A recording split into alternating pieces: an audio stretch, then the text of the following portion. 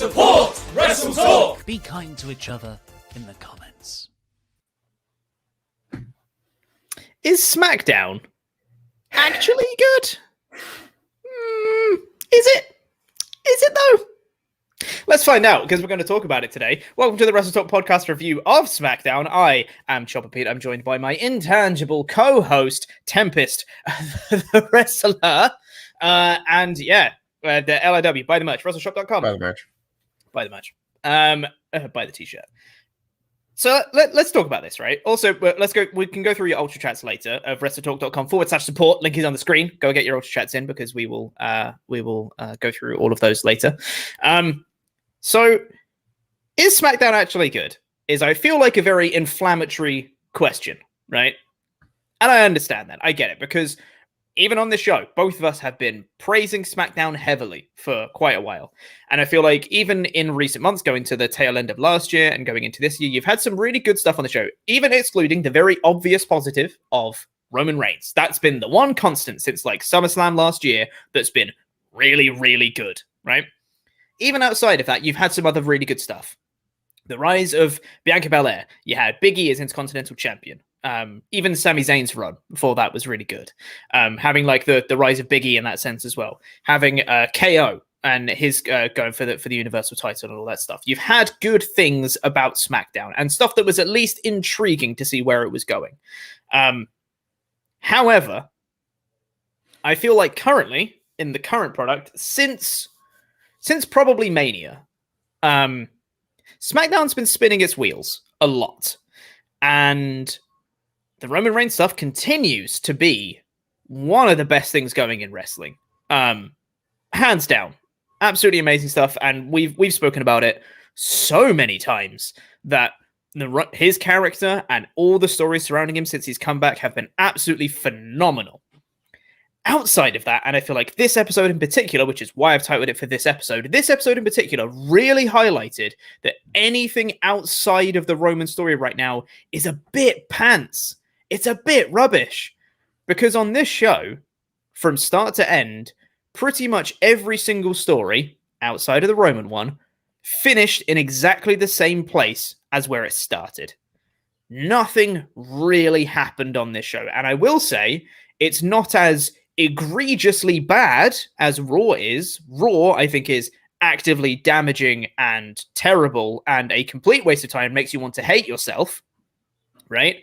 SmackDown isn't that bad, but it's not good. It's not good. Outside, with the exception, the little asterisk of, yes, Roman Reigns stuff is fantastic and amazing and incredible and great, everything, as it should be. It's the top story on the show for your top title. It should be the best thing on the show, absolutely. Everything else, take it or leave it. I mean, we've looked at this show. I've been doing these reviews since WrestleMania, and I went into it having not really enjoyed SmackDown in the past. I wasn't watching it every week, but when I watched it, I was like, I don't really see the hype. And then I watched the show since WrestleMania. And I was like, oh, you know what?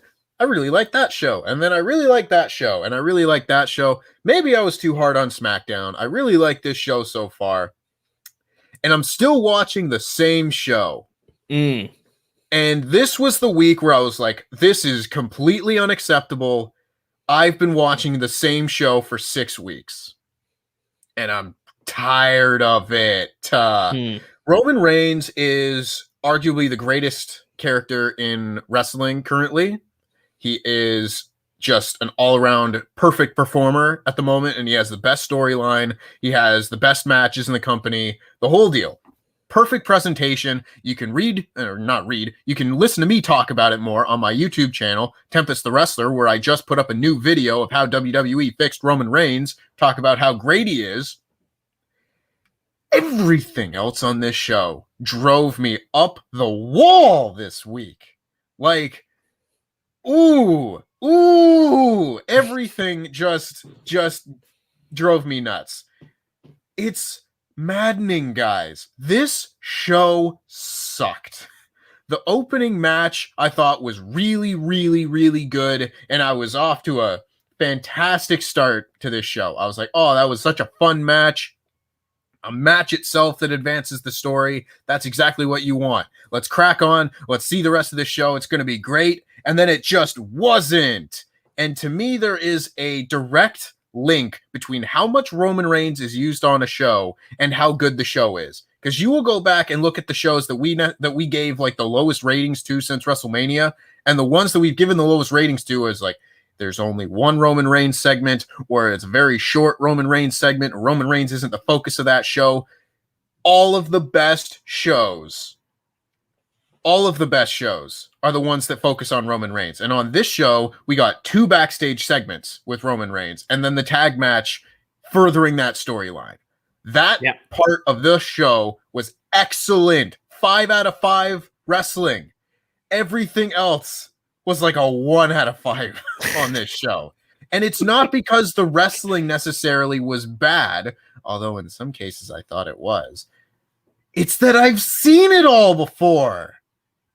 And I got into, not an argument because I don't care to argue on Twitter, but I said that this show felt like a rerun. And people were like, oh no, there's only one rematch on the show. How could it be a rerun? It's like, you don't get it. It's a rerun because we're not moving forward. We're just watching the same stuff. Like we're getting a Seth Rollins promo that is the same promo he could have cut before WrestleMania. And it wasn't even a good promo at that. We got Bayley laughing at Bianca Belair and saying that she cheated, same as last week. There just happened to be a match going on. We got a 1.5-minute Kevin Owens Apollo Crews match that we saw like 3 weeks ago. Sick of that. And then we got the Mysterios against the Dirty Dawgs, which we saw at Backlash. The exact same match. But it was inverted, Tempest. Don't you understand? Yes, but you see, Pete, when the matches in WWE are all the same, it doesn't matter which baby face you attack backstage. Yeah, it really doesn't. It doesn't change the context of the match. And so when you've got like 4 segments on a show that are just a complete rehash of what we've been doing since WrestleMania, I really lose interest, and I'm really just waiting for this show to be over. Yeah. You know, we spent, just my last point on the matter is like, we spent a good long while talking about, okay, would have liked to have seen a bunch of feuds end at WrestleMania, but they kept going.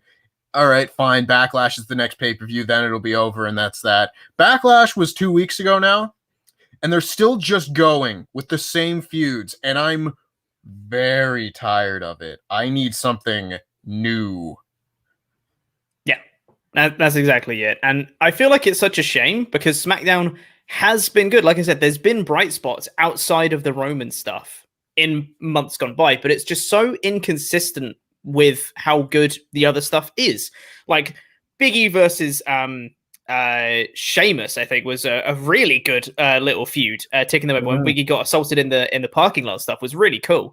And even like the Jeff Hardy and Sheamus stuff, even though it really had like its down parts with, you know, throwing piss in the face, that wasn't very good. That bar fight brawl, I thought was a ton of fun. It's like there was like really good bright spots. And you had like AJ Styles win the Continental title, like, and his match against Daniel Bryan in the Performance Center and all that stuff. Like SmackDown's had really good stuff in like the past year.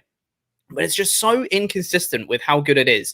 And the one consistent is always Roman Reigns. And it's almost a detriment of how good the Roman Reigns stuff is, because it really throws a spotlight onto the rest of the show as be like, why isn't the rest of the show like this?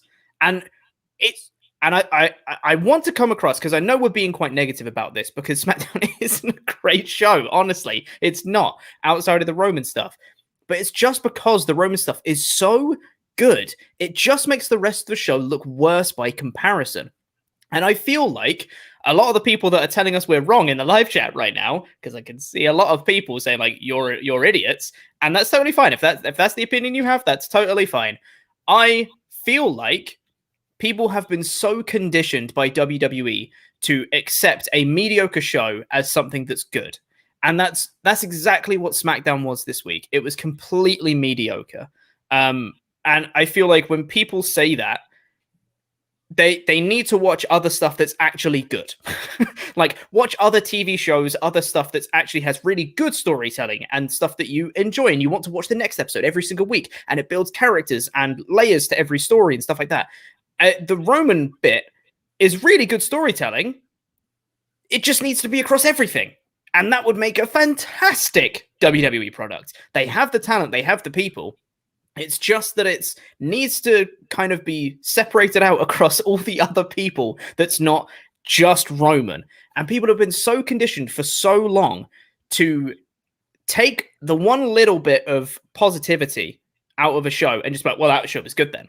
I was like, no, that was one very small part of the show. There's another hour and 50 minutes of this show to get through that wasn't that good. And even though the one thing is the main focus of the show, that doesn't account for the entirety of the show. So in conclusion, is SmackDown actually good? I don't think so. It's not Raw. It's not Raw. It's not as bad as Raw. I will say that. But is it actually good? Not really. There are a lot of people I've seen in the chat talking about, well, of course SmackDown is good. Look, it's so much better than Raw. Being better than the worst wrestling show of the last 20 years does not mean that you are good, Goodness me. How bad Raw is that so many people have stopped reviewing it on YouTube because they literally cannot force themselves to watch it. That is a bad product. That's a horrifically bad product. That's an abhorrent product. And being better than that does not mean you're good. You can still be a bad show and be better than Raw. I'm not saying SmackDown's bad. I think it's mediocre. But good God.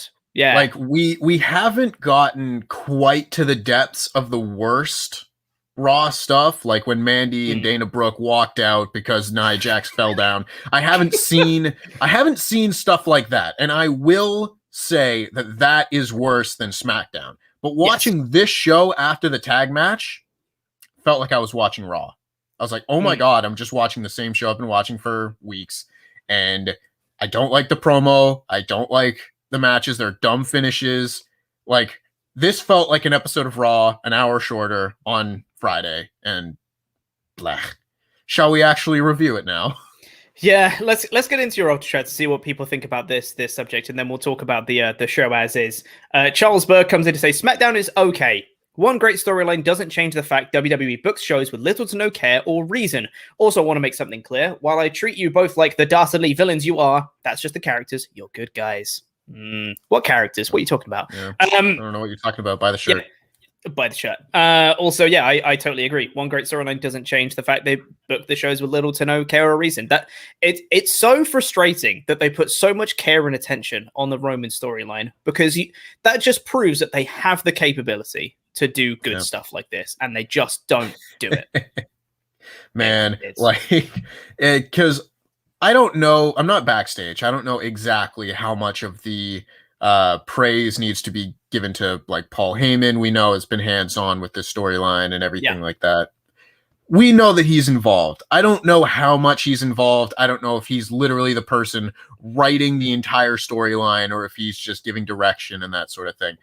If he is the person just writing this storyline, for Christ's sake, I know they've done it before and taken it away, but just let Paul Heyman write the show. Right. Just let him write the show. Yeah. Also, I've seen several people that I forgot to mention at the start of the show. There is no AEW review today. AEW Dynamite got moved to Friday night. We're still reviewing SmackDown. There is no AEW review this week. Soz. And I think AEW's on Friday next week as well. Is that right? Yeah, I think they're on Friday for a little while because of the NBA playoffs. Cool. I'm sorry, gang. Not be any Dynamite reviews while they're on Fridays. That's just the way it goes. Soz about that, but that's not our choice. If it was our choice, we'd probably be reviewing AEW Dynamite. So, I can confirm. I can confirm. I would much rather be reviewing a good show this week. Yeah. Blind Raw says, here's some money for my boys. Sadly missed both shows today. I was out getting my vaccine shot. Nice. SmackDown isn't bad. It's got some direction at least, and they're trying with tag teams with Rey and Dom, and now Usos are back, and the IC scene has legs. IC scene had legs, I would argue. Last couple weeks, really not so much. That's my humble opinion. But we'll talk about that more when we get to the actual segments themselves. Bazo Banks said, even though SmackDown is enjoyable, it just feels like they're spinning their wheels. I understand the common conception is that we're in the post-Mania lull, but why does that have to be? Why do we have to wait until the summer for good TV? Yes, that. Yeah. Why wait? Just do good shows all the time. Done. I feel like post-Mania lull was like a thing that fans started saying about the company because like, oh, they like, it was a outside viewpoint of they aren't doing as well after WrestleMania. But now it's just like, oh, well, that's just it is. That's what it is. It's the post-Mania lull. So, you know, of course the shows are bad. Like, that's not an excuse. It's not an excuse for them to do bad shows. Yeah, it's ridiculous. Steven Guzman says, to be honest, I haven't enjoyed SmackDown in a little while. I didn't like the Edge versus Roman versus Daniel Bryan story. I enjoy the Roman stuff again, but the show is highlighting its flaws recently. I need more than just Roman at this point. Yes, with you, 100%. Mm-hmm. I'm with you. I still did enjoy the Edge Roman Daniel Bryan stuff. Not as much as some other stories that they were going, but still enjoyed the story. But yes, I do need more than just Roman at this point. My hype for him does not carry across 2 hours, unfortunately. And we'll do the last one for now before we get on with the review of the show. SMB says, personally, I agree with you that this week's SmackDown was mediocre. I think it has been for a while, just apart from the Roman feuds. Apart from that, the rest of SmackDown is pretty average. Nothing interesting is really going on, but Raw, the whole show, is bad. Agreed. Yes, I'm with you on that one as well. With that said, that's it for the Ultrachats. Let's talk about the show. We're going to whiz through a lot of the stuff that happened, which should be easy enough because not a lot happened. So let's just make sure we don't overrun today. So let's just do all of the Roman. No, that's not going to work because it involved it. Let's just do all the Roman Reigns and Jimmy Uso and Jey Uso stuff to get through it. So it started off with a cold open promo. Big fan of cold opens. Do more of them. Cold open promo with Jimmy getting fired up to Jey because they're going to tag together for the first time in over a calendar year. And I was like, yeah, Usos. This is great. Roman comes in and kind of is just like, oh yeah, you got it all figured out. Like, but what's your end game here, Jimmy? Like, what's your plan? Jimmy was saying, well, it's to win. That's what we're going to do. We're going to win. We're going to win the tag titles and we're going to hold the tag titles alongside your Universal Championship. And he goes, oh, okay, cool. Good luck. And then Jimmy walks off and turns to Jey, like, because you're going to need it. I was like, ooh, that's spooky. And Jey is just like hesitating and Ray's just like, oh, does your brother speak for you now? Is that what he's doing? And he's just like the classic, like just talking into him and just like bullying, but not bullying at the same time, like drawing that line where he's just talking to him, but he is absolutely like, it's thinly veiled threats underneath it in all of his speech. It's just brilliant. And Jey eventually is just like, oh yeah, I might be teaming with Jimmy tonight, but you know that, I'm still with you, like 100%. And then Roman says, I think you need to tell Jimmy that. And that was just how this segment ended. And I was like, ooh, there's some tension here, and I like this. I absolutely love it. Roman Reigns is the best manipulator. Like he is absolutely like a manipulative partner, just being like, okay, what happened to us? Oh, no, you're gonna do that now. Yeah. Oh, good luck. Good. I hope you succeed. Yeah, good job. But you know that he's actually pissed off about it. Oh, it's so good. Yeah, Roman Reigns is so good.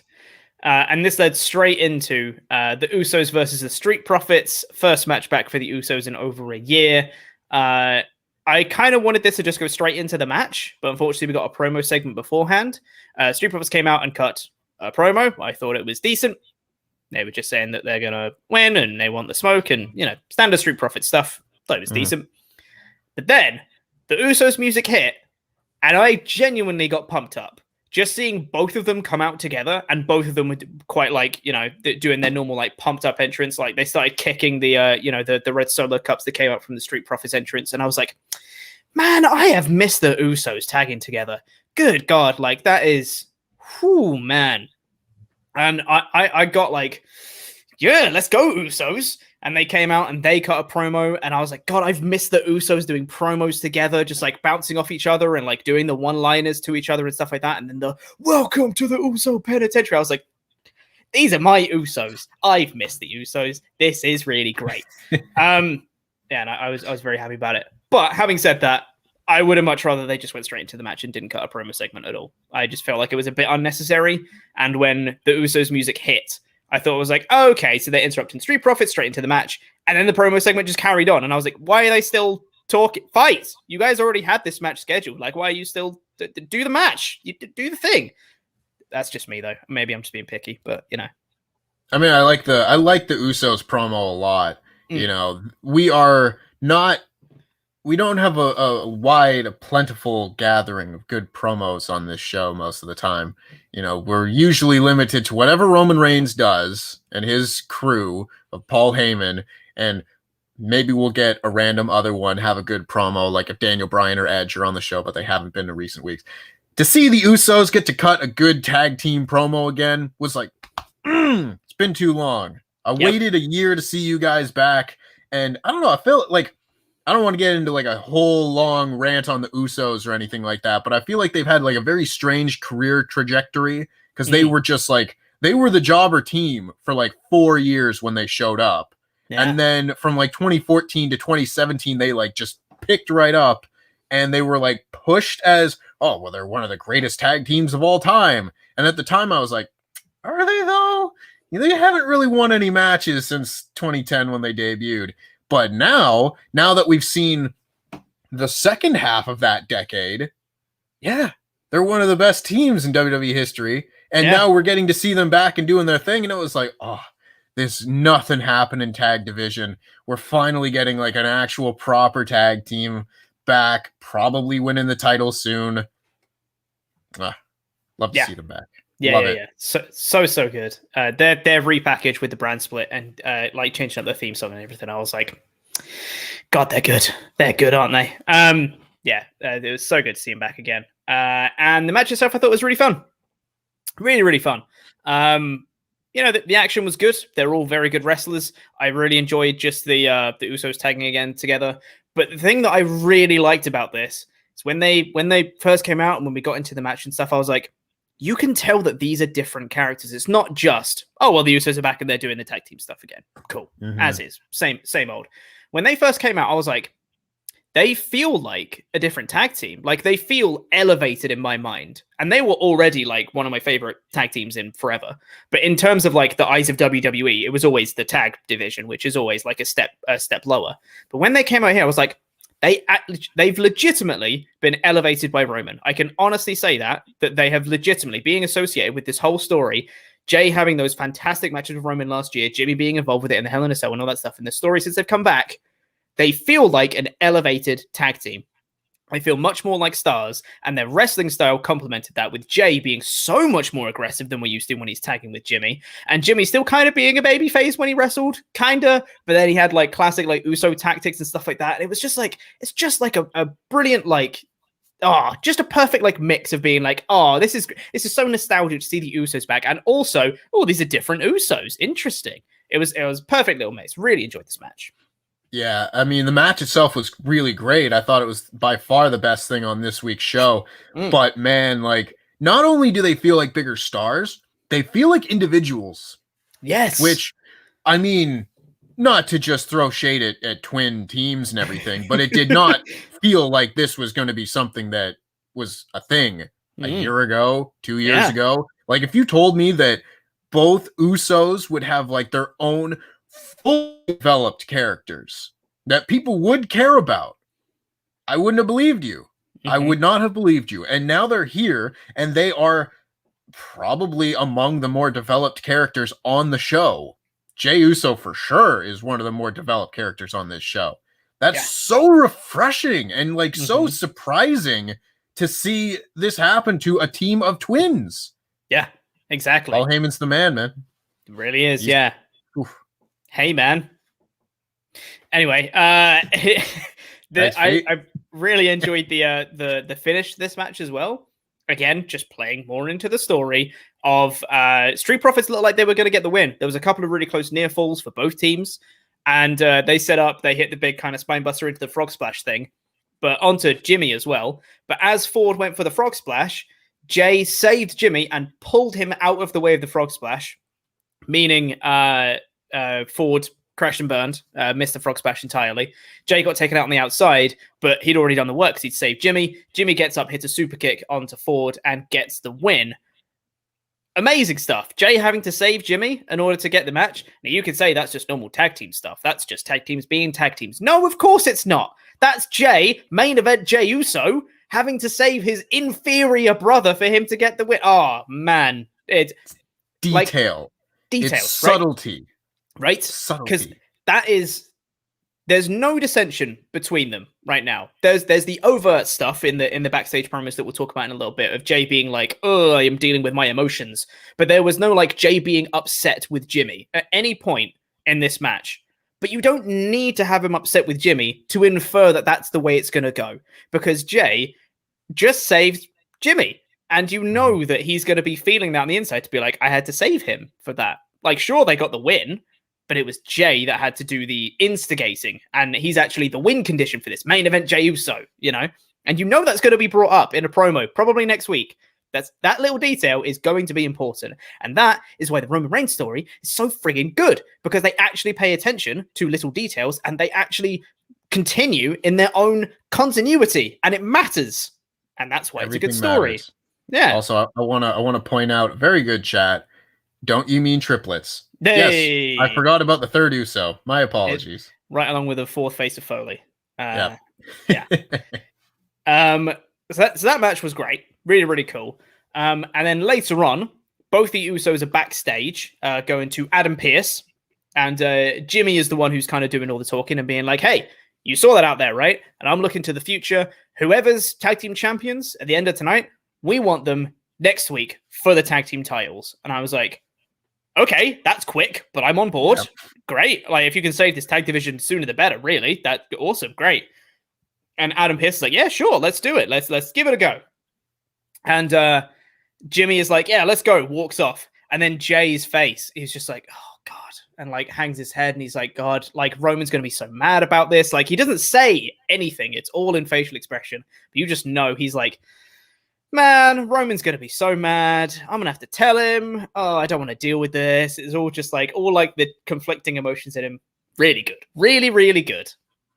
Love that you get a title match after one win. Hey, it's the Usos. They're allowed. I guess, but like, come on now. Is it just because they don't have any other babyface teams to face? Yeah, that's also true.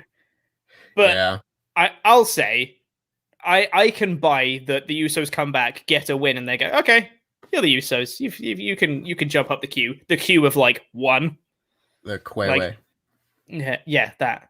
So then later in the show again, we had another backstage promo, which was Roman Reigns speaking to Jey Uso by himself, and sits him down. And I love this framing, because they're kind of sitting almost side by side. Jay's like a little bit behind Roman.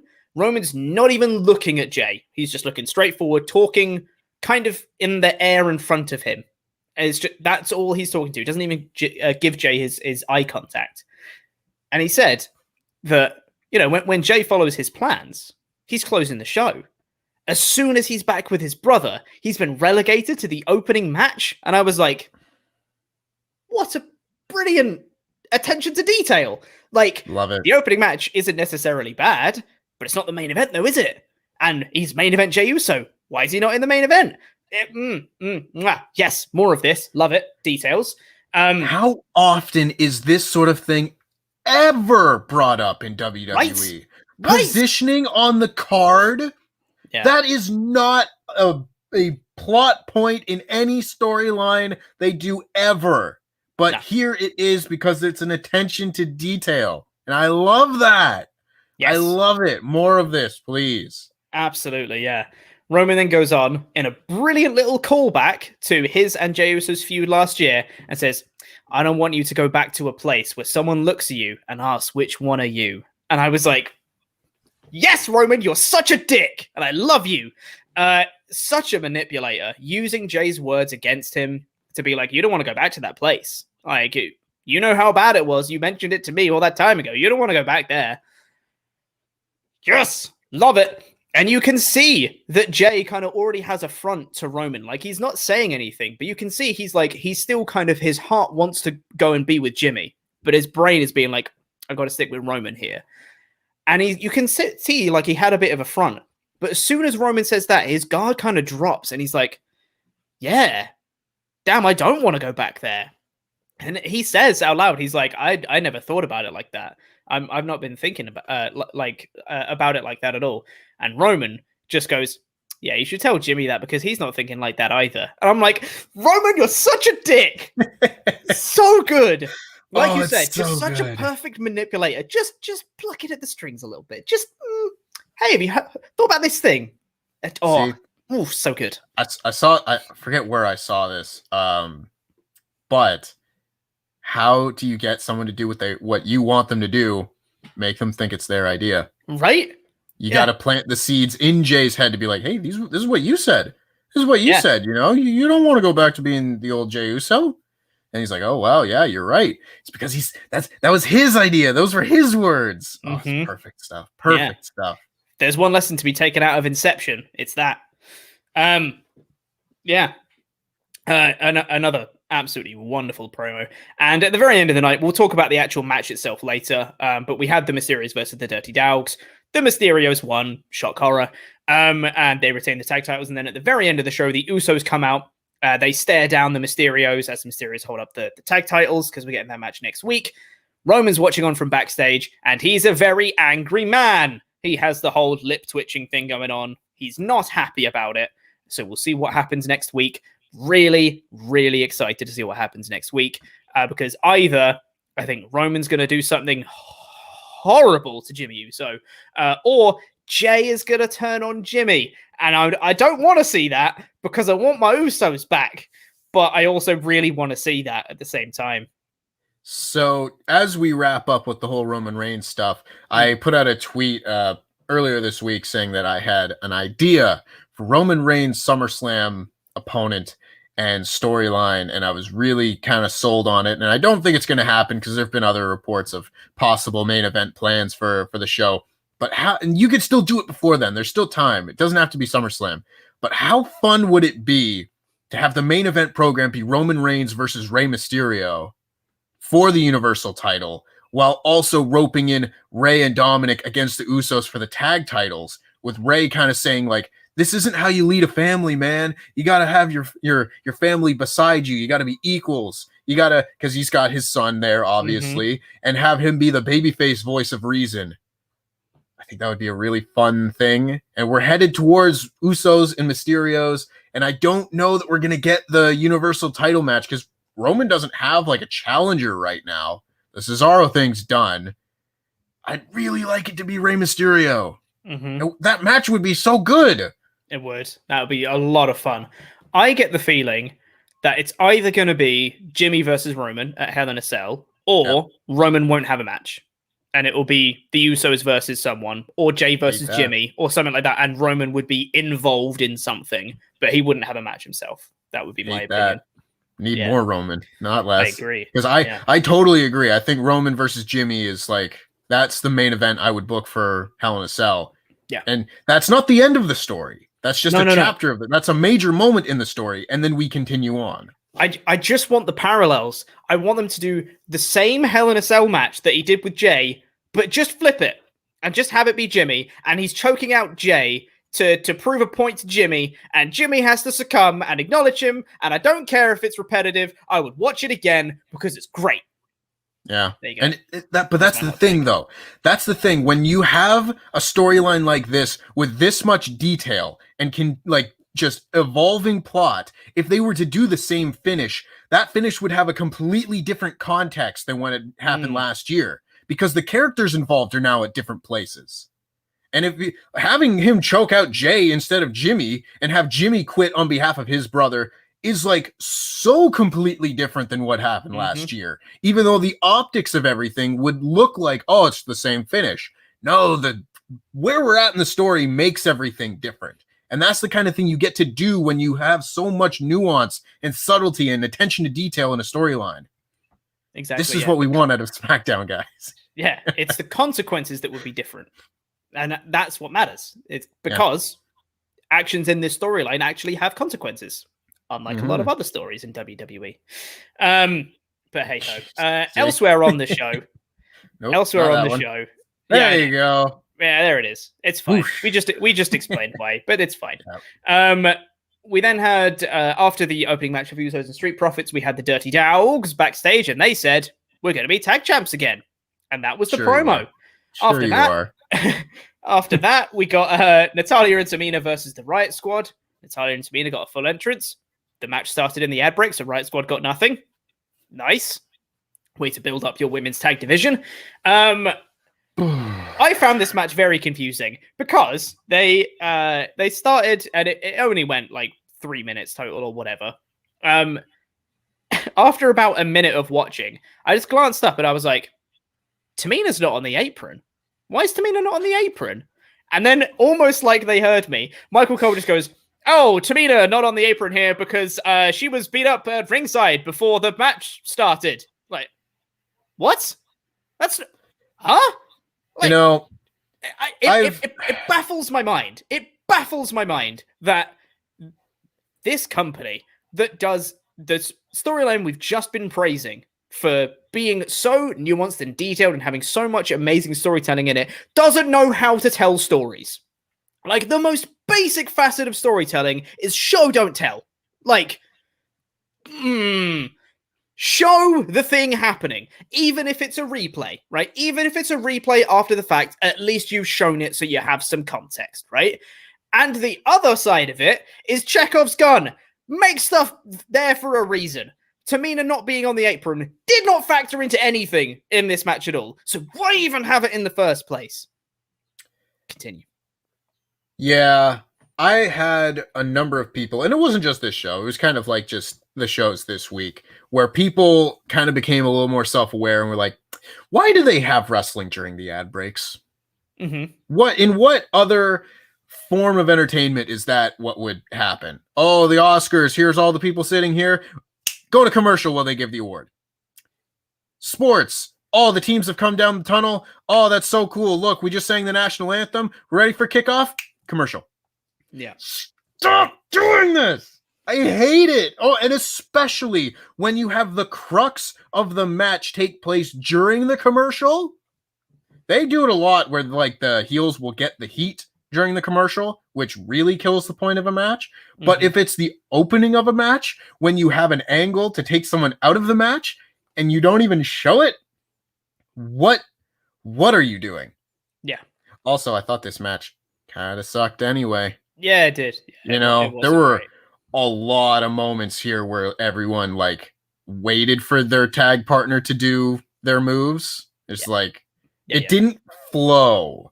No, and I see people saying like they need commercials. No, sorry, that's not a good enough answer. You don't need to have your commercial. Have the commercial take place during the entrances. I know they've conditioned fans to think that the entrances are what is the cool part, but can we stop doing that? Have the commercials during the entrances before, like, just do it like AEW, for Christ's sake. I don't want to compare them because people don't like it when you compare things to AEW. But AEW doesn't just have like, oh, here's everybody, go to a commercial as they start the match. Don't do that. Don't do that. It's bad. Yeah. And also, if they wanted to treat it like a legitimate sport, they could control when the ad breaks are. Like, you just have the ad breaks after your matches. That's just the way you could do it. That's a great thing about wrestling. You can just wanted to bring this up as well. Just for anyone that's joining the stream that wasn't in here earlier, there's no AEW review today. It's also not our choice, which we've mentioned. So you can't just say it's your choice because it isn't. Yeah. It's just not the way it works. This is one of the downsides of blowing up your boss. We don't get to make decisions around here. Way to make it kayfabe. Love that. Gotcha. I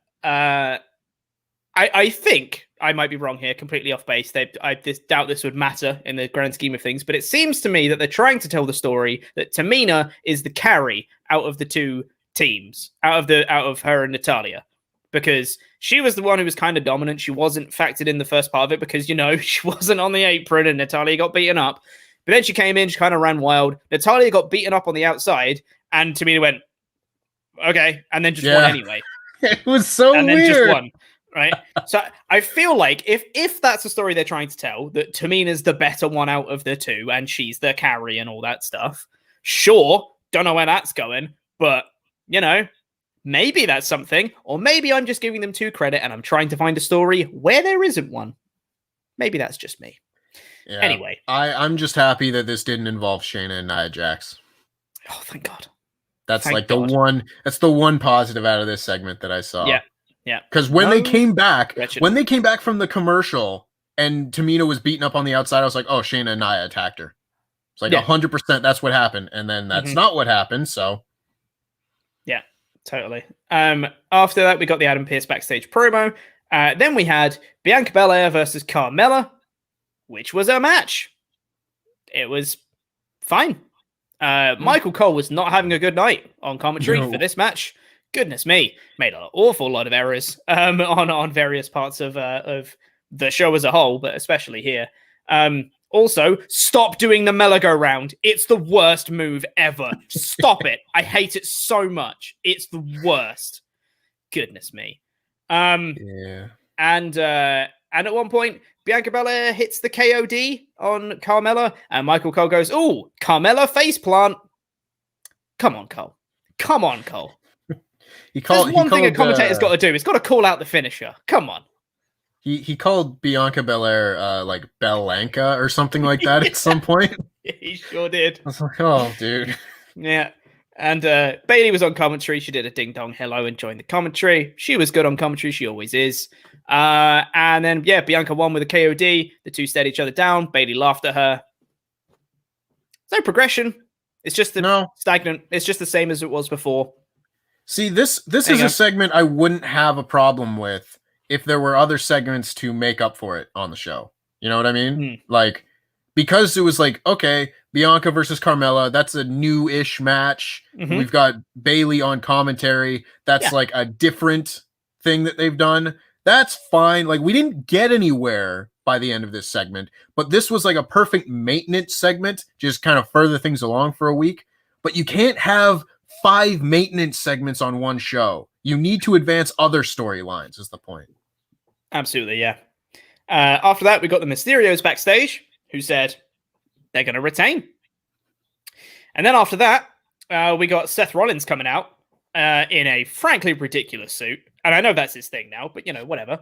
He came out and he said, "I'm not here to talk, I'm here to fight. Bring me Cesaro." And I was like, "You're in a suit. You're lying to me."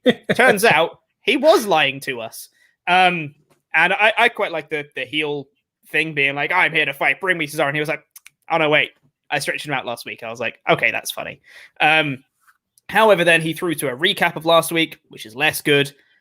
And then he's got audio of Cesaro in pain from the hospital. And I was like, what was this? That's a bit weird. What's this? Why is this?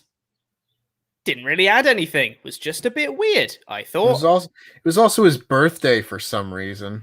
It is his birthday, like legitimately is his birthday. No, yeah, for sure. But like, what's the point of it being your birthday there, Seth? Just what's the point of birthdays? I agree, Tempest. What is the point of birthdays? Why does anyone have birthdays? I don't know. After like 26, everyone should just stop. Yeah, exactly. No. Whatever your peak is. That. Yeah. And then after that, he put on the serious voice, and I quite like the one line in here where he put on the serious voice, and he was saying, he pushed me to a point. I know I'm a man of integrity, and I need to kind of own up to certain things. And part of the blame does have to go to Cesaro because, well, frankly, he deserved it, and he deserved absolutely everything that's coming to him. And I was like, I quite like the fact that he kept the serious voice to just throw in another dig line at Cesaro. And then he said, and of course, part of the blame has to come to you people, and then did a whole thing about you people and why you're the ones that are wrong, which was fine. Yeah. Proper that, and there you go. Yeah, it was a promo. I lost it at the audio clip. Yeah, it's just like, oh yeah, that was a moment that took me out of the show and went, someone wrote that and thought it was good. We're going to have an audio clip of Cesaro going, ugh, and it's going to be heel heat. All right. Yeah.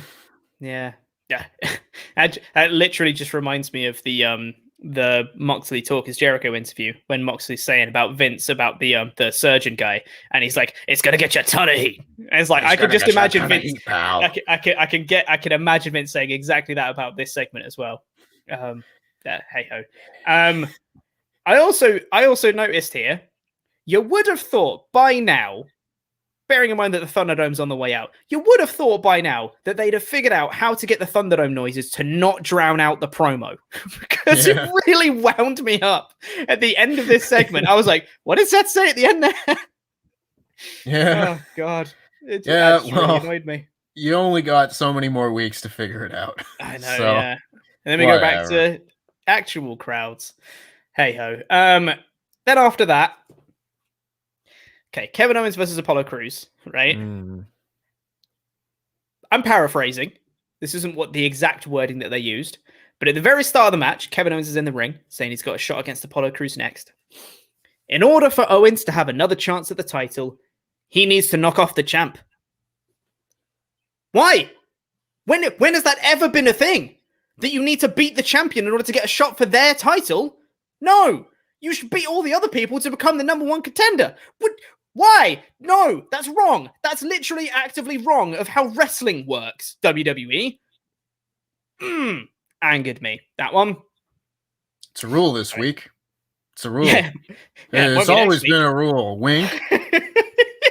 Goodness me. And it's weird because like Kevin Owens, I would think would be fairly high on the list of people that should get, a title shot, perhaps. He was kind of screwed out of his original title shot against Apollo Crews.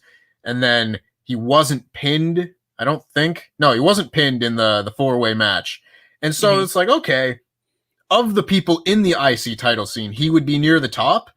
But, like, it's just so weird. Like, he has to beat the champion if he wants another shot. Yeah. Whatever. And then he did, technically. And I know that WWE does it a lot where someone will pin the champion and then they go, oh, well, you pinned the champion, you should get a title shot.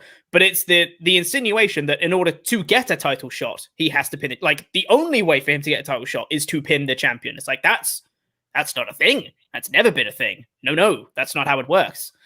Anyway, the match itself was like 3 minutes long, with Kevin Owens just hitting all of his moves, where he just came in, hit a super kick, cannonball, tried to do a pop-up powerbomb, hit a stunner on him, just straight up, so was totally going to win. But as he did the pin, Commander Aziz comes in, hits a Nigerian nail on Kevin Owens to cause the DQ. So Owens wins by DQ. And don't worry, because if you missed Commander Aziz hitting the nail, don't worry, Kevin Owens is here to sell the crap out of it for ages. Like, it was so long. I tell you what, I'm gonna get up a timer. Yeah. And I will say when, because I remember how long it was. I'm just gonna get up a stopwatch and we'll just keep talking. And at one point I'll just jump in and interrupt and say, okay, now they cut away. Okay. So from when he hit the Nigerian nail to when this segment ended, it was just Kevin Owens coughing and spluttering and them just going, oh, Apollo Crews retaining, but it was Kevin Owens looks in a bad way kind of thing for ages. Okay, so I'm going to start the timer now. So after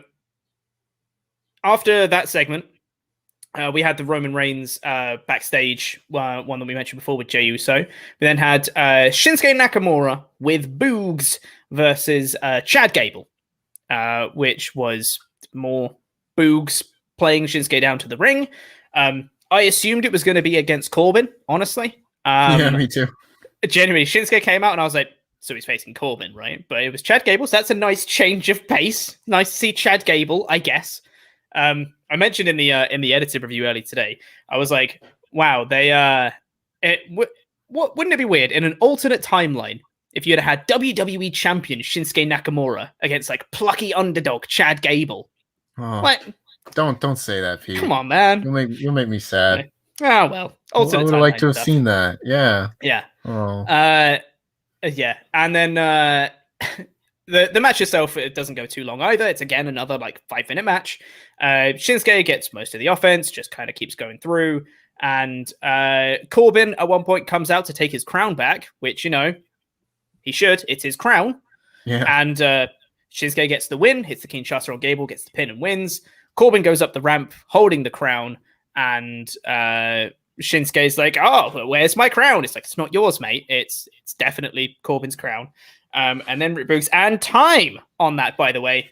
That entire time that I've been talking, that was just them of Kevin Owens selling. That's a long time. Yeah, give me Apollo. I need a title match.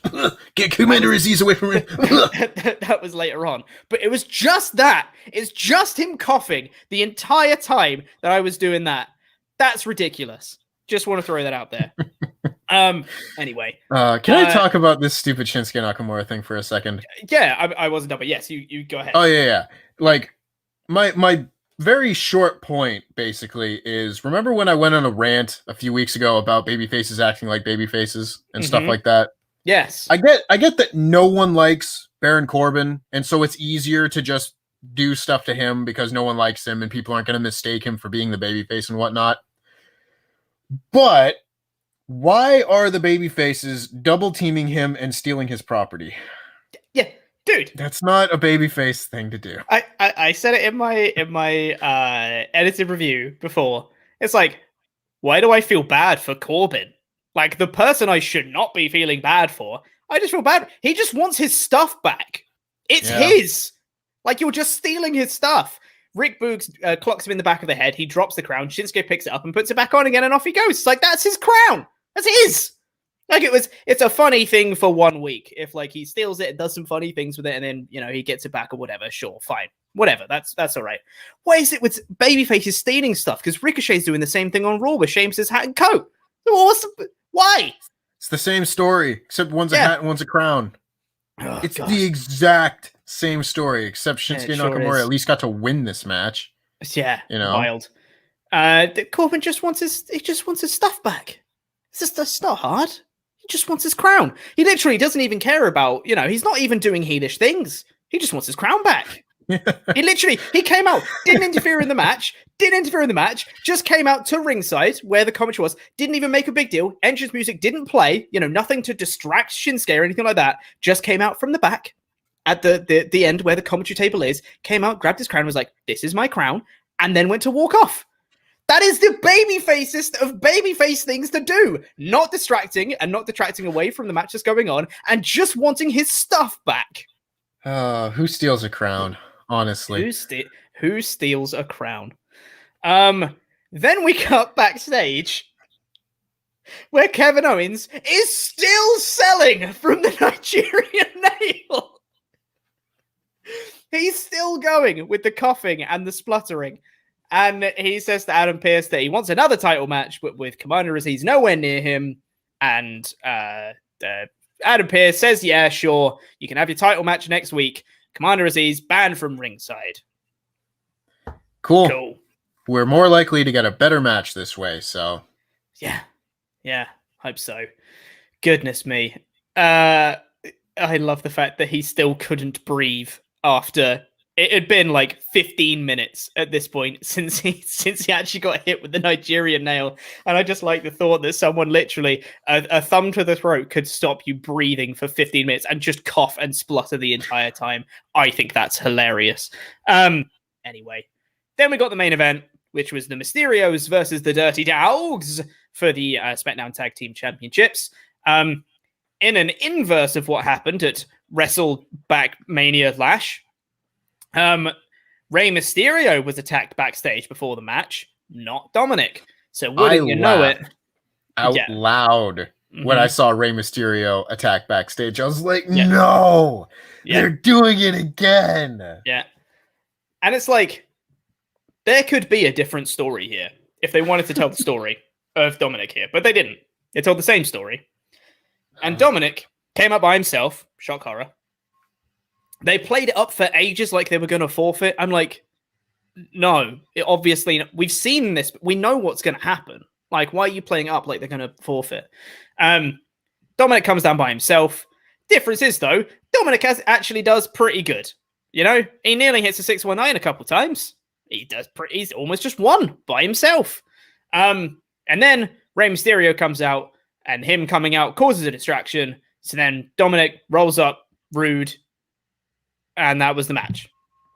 And it's like, if this was going to be the story of Dominic having to overcome the odds, that's a really good story to tell. Why didn't you do that at Backlash? Why wasn't that the match there and this match not happen at all? Yeah. And I don't get it. yeah, I don't know why this match happened at all, because this has been a thing that people like to bring up for like going on 3 years now. How, we're going to do away with the automatic rematch clause. And then they just didn't. And there's a reason that you said you were going to get rid of the automatic rematch clause, because it leads to repetitive matches all the time. And this was an example of why do we have this match again? Because they have beaten the Dirty Dawgs from pillar to post for weeks. Robert Roode loses to the Mysterios. Dolph Ziggler loses to the Mysterios. They both lose to the Mysterios together. Why are they getting a title shot? Yeah. If, in theory, they just are another tag team in the queue to get a title shot, for what reason did they just get one here? And there's no reason. There's no actual storyline reason why they should get a title shot besides just being the former champions, which we said we weren't going to do. Yep. And it's weird, because that's not a criticism of specifically this show, because they do it a lot. But these are the kind of things that add up. You know how last week we talked about the little minus ones that take a show down? This is another minus one, where it's like it doesn't make sense and it brings the show down another peg. And a show like this can't afford another minus one. You need things to boost it up. Exactly. Boost the show up. Yeah. So then we got the Usos coming out and staring down, like we mentioned before, and Roman being angry. And then that was the show. Overall, this show was fine. You know, Roman stuff was great. Roman stuff was great. Brilliant. Loved it. Loved everything to do with Roman and Jimmy and Jay on this show. The match was very good. Really enjoyed it. Everything else was mediocre. Everything else kind of was either bad or was just very stagnant and very repetitive. And it was like, the Bianca Belair Carmella match was fine. Didn't progress anything really, though. It's like the Shinsuke Nakamura Chad Gable match was fine. Didn't really progress anything, though. And it was all just that through the whole show. I gave it a 3 out of 5. Going 2 out of 5. Didn't aside from the tag match and the Roman Reigns backstage things, there was not enough on this show for me to have a positive thought about it afterwards. Like when I look back, this was probably the worst episode of SmackDown that I've reviewed so far.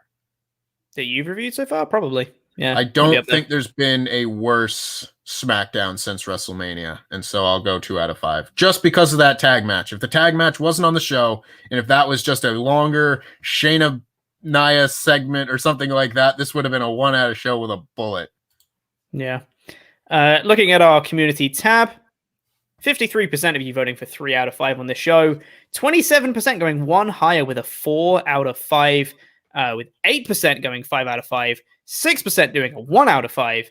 And the lowest rating of all, Tempest won 2 out of 5. Sure. With 5% of the votes.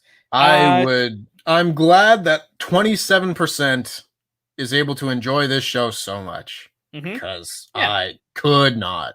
Yeah, I know. We're going to get into the rest of your Ultra Chats here in a second. Your last chance to get those in, WrestleTalk.com/support to get in your Ultra Chats over there. And we'll go through every single one of your messages before we get out of here today. However, before we do that, we now need to say thank you to some very special people. And those are our $25 and above Pledgehammers over on Patreon. We've got lots of them today because it's the very end of the month. And some of them got missed earlier in the month. So we've basically got 2 episodes worth. If you haven't been to WrestleTalk's Patreon page yet, you should. Loads of stuff going on. We've got Wrestle League going on right now. You can get your predictions in for Double or Nothing, where you get a big predictions league where you can vote against, where you can compete against all of us on the screen, as well as all of the other Pledgehammers in a big predictions league. It goes for seasons and stuff. Get involved with it. It's really, really fun. Yeah, go to the Patreon. And also, if you pledge at the $25 tier or above, you get your own custom wrestling nickname, and it gets read out on a show, much like this one. So, thank you to Kevin Wakeham. Woo! Thank you very much. Yeah. Thank you to Thomas O. Ciampa. Hey, thank you very much. That's funny. Spluke's best friend, Adam Blomplate. Woo! Thank you very much. Oh, the plate. Dustin, the Professor Layton. Woo! Yes, had a video call with him recently. It was very good. That's a $100 tier perk. That one, get a video call with a couple of us. It's good fun. Wonderwall, Brian Gallagher, also had a call with him yesterday. Woo! Thank you very much. Aren't you popular? Ryan Disco Stewart. Woo! Had a call with him on Monday. Woo! The $100 man, CD Horvath. Woo! Thank you very much. Superkick, Nick Mazesco. Woo! Yes, thank you very much. The Kessel Run, DX Solo. Woo! I like that. Also had a video call with him on Monday. He can last Sean for longer than you in the ring. He sure can. Sure can. Thank you very much. Didn't know where that was going. WrestleTalk's personal ring announcer, Rodrigo Benitez. Woo! Yeah. Thank you very much. The Cleaner, Kenny Shaw. Woo! Yes, thank you very much. Name of your 2000s pay-per-view, Chaos Rising. Woo! Thank you very much. We're going to shout out this guy again, because technically should have had 2 shout-outs this month, and one of them should have been at the start, and one of them should have been at the end, but the ones at the start got missed. So you get 2 shout-outs in one video. Go Tempest. So, shout out to Spluke's best friend, Adam Blomplate. Woo! Yes, thank you very much. Colin McLeaner than Finn Balor. Woo! Thank you very much. It's pretty lean. Blomplier's number 1 fan, Tom Delvis. Delves. Woo! Thank you. Delves. Yeah, close enough. Cyber Sunday, Digital Ral. Yes. Thank you very much. You deserve to get a difficult one every once in a while. The Snapdragon King, Ryu Odante. Woo! Thank you very much. Michael Mislayan McKees. See, I did that. It was good enough. Yeah. Thank you very much. Arn K, the K stands for coolest dude ever. Yeah. Thank you very much, Arn K. We love you. And finally, for today and also for the month, I love you 3000, lucky 2000. Woo! Thank you very much. Thank you to all of our Pledgehammers over on Patreon. Now let's get into the rest of your Ultrachats here. Ruben Madera says, in the wrestling show weekly hierarchy, it's NXT on top, Dynamite and SmackDown usually tied for second, and Raw in dead last. SmackDown has the potential to be the best weekly show, but little things hold it back from being consistently great. I know you're going to disagree with those rankings, Tempest. I would argue that it's normally NXT and Dynamite that are tied towards the top, then SmackDown, then Raw. Yeah, I mean, SmackDown will have very good shows, but no, I disagree with that very much. AEW Dynamite, to me, is significantly better than SmackDown. Significantly. And you know why? It's because of those little -1s throughout the show. They don't have bad camera work. Their commentary is most of the time much better than WWE. And it's stuff like that. Stuff like that throughout the shows where if you take that out, SmackDown probably would be at the top. Yeah. It's fascinating how that works. 100%, yeah. Got a couple here. Anthony R says, I'm glad that both Biggie and Black were not on the show last night. I would like this feud to have a proper segment to build instead of a backstage throwaway of E asking for just a match. What are your thoughts? I agree. I would have liked maybe something to keep the plate spinning, but I'm a big proponent of not having everyone on every show every week. To try and keep faces fresh and different and just switch up the people each week. I'm a big fan of that. It's something that NXT does absolutely brilliantly well, of just switching out people and having feuds spinning via promos and then matches and then different types of promos to keep the feud spinning. Something they do very well that I would have liked some sort of reference to Black, even if it was just like a little recap and that was it. Like just something to remind you that it happened kind of thing.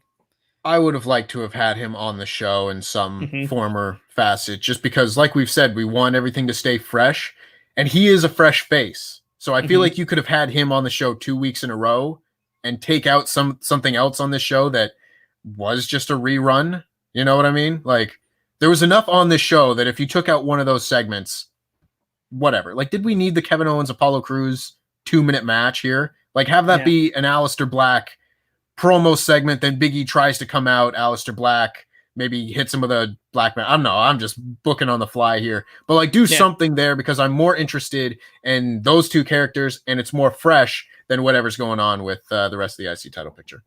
Yeah. Christoph Connorsman says, hey guys, do you think they pulled Hell in a Cell forward to do a Roman Jimmy Hell in a Cell match, and after Jimmy acknowledge Roman as the tribal chief, they do a Roman versus Cena or Brock match at SummerSlam and the Usos go for the tag titles?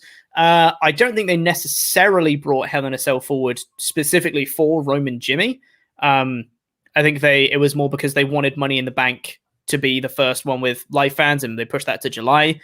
I don't know the reason necessarily they put Hell in a Cell in June specifically, but I just know that was a show that got moved to June specifically. So maybe they did. I don't know. But who knows?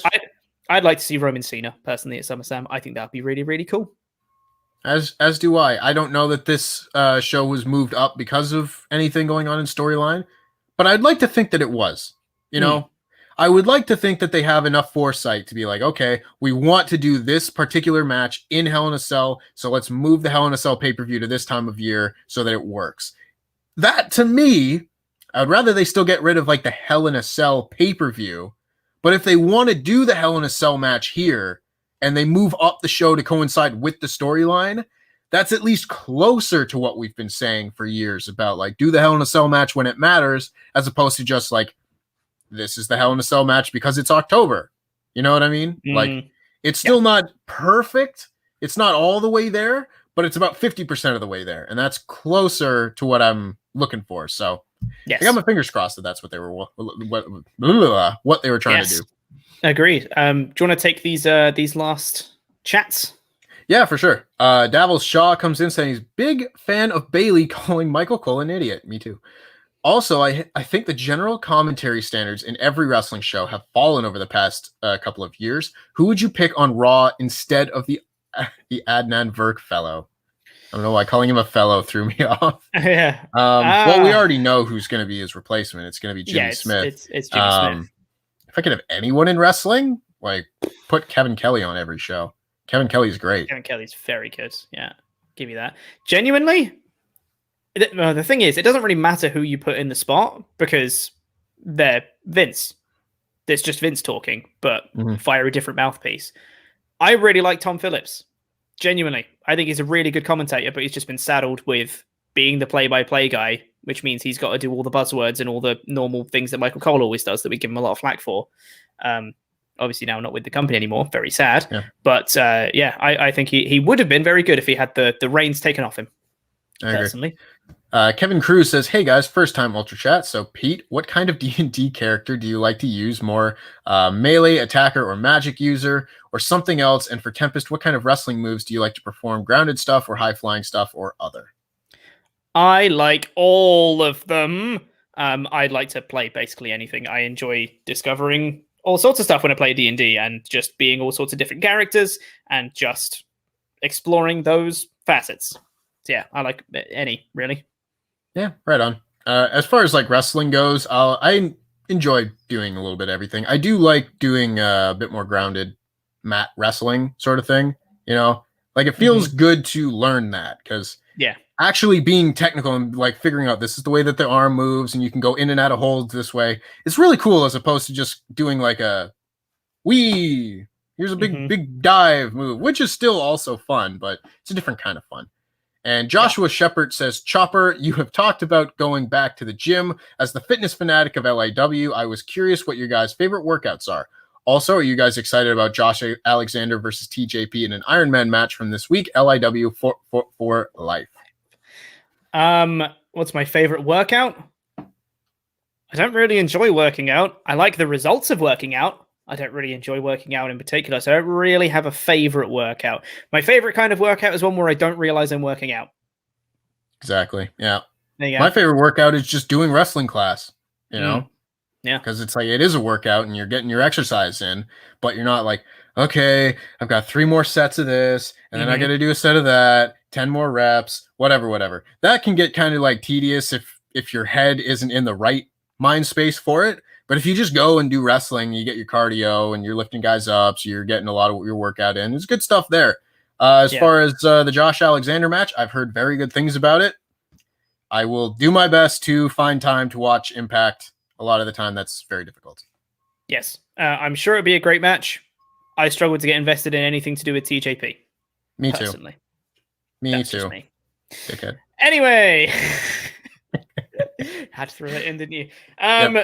That is going to do it. That's all the Ultrachats we've got for today, and that's going to do it for the episode. Thank you very much, everyone, for watching. If you are watching on Catch Up, then please press the videos that have just appeared on the screen to catch up with more awesome WrestleTalk podcast stuff, and the button in the middle that will make you become a Pledgehammer over on Patreon. I have been Chopper Pete Quinnell. I've been joined by my intangible co-host, Tempest, the wrestler, by the t-shirt, etc. And that was SmackDown. Still not AEW. Please stop asking. Bye!